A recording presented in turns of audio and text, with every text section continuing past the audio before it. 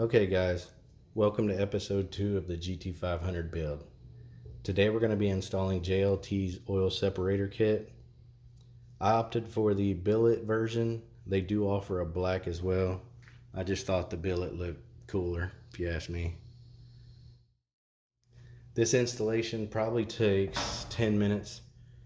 Probably took me longer to open the box, assemble everything, and set my tripod up for the camera than it is to actually install. But off with the factory PCV hose.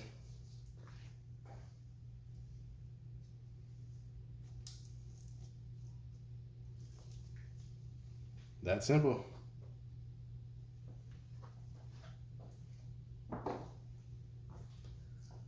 Let's install the new kit.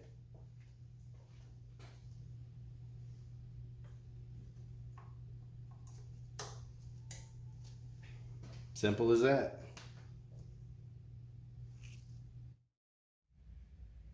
Okay guys, been driving around with JLT's oil separator on for about a month now and figured why not make an update video for you guys so you can see how awesome this product is.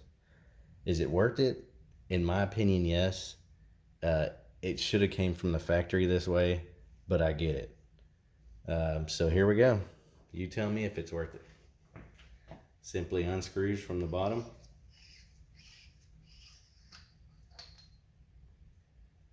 And that's how much oil it collected in a month's time.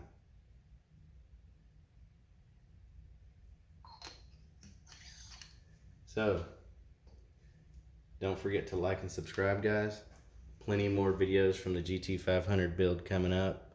We're getting ready for the VMP blower to go on. A couple things I want to do with the suspension, but stay tuned.